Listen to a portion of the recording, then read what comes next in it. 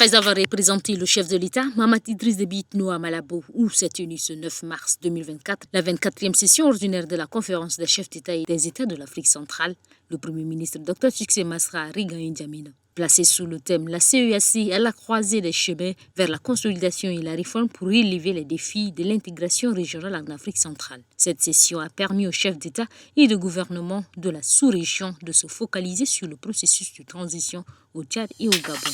Dans un communiqué de presse publié ce samedi 9 mars, le Parti socialiste sans frontières a vivement condamné l'assassinat de son président Yaya Dillo Diérou Béthy, survenu le 28 février 2024. Le PSF accuse le pouvoir d'avoir orchestré ce acte, soulignant l'importance de l'enjeu politique qui entourait le président Diérou Béthy, considéré comme un obstacle majeur à la succession dynastique programmée. L'organisation politique a dénoncé le déploiement massif des forces militaires autour du siège du parti, suivi de la démolition totale du bâtiment et de l'arrestation de nombreux militants. Ces mesures auraient été prises, note le PSF, dans le but d'entraver la manifestation de la vérité et d'étouffer toute opposition, sans oublier la réaction timide de la communauté internationale face à ces événements, déplorant particulièrement le soutien inconditionnel du facilitateur Félix Tshisekedi au pouvoir. Le parti a exhorté la communauté internationale, notamment l'ONU, à ouvrir une enquête indépendante sur les circonstances de la mort de son président, s'engageant à coopérer pleinement dans cette démarche.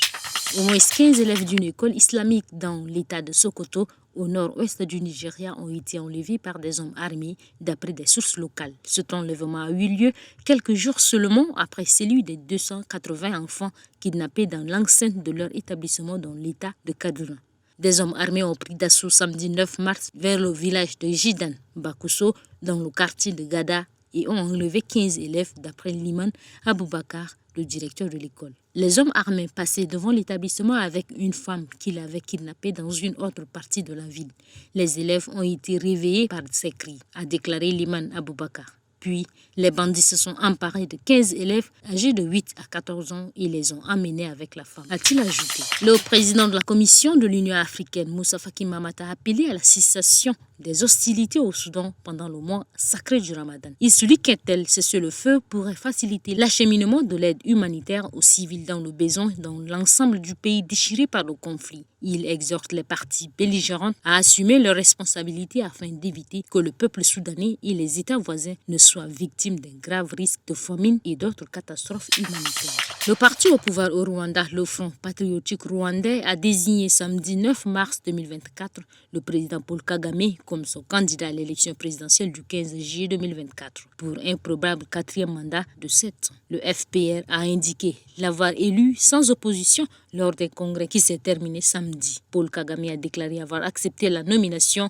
mais en demandant au FPR de préparer la transition après lui. Le fardeau de la responsabilité de diriger notre pays peut être considéré comme une fonction d'absorbeur de choc. Compte tenu des défis auxquels nous sommes confrontés quotidiennement, cela requiert un bon état d'esprit, a-t-il déclaré. J'accepte ce fardeau de responsabilité, mais en faisant un appel à trouver quelqu'un pour me relever de cette responsabilité, a-t-il ajouté.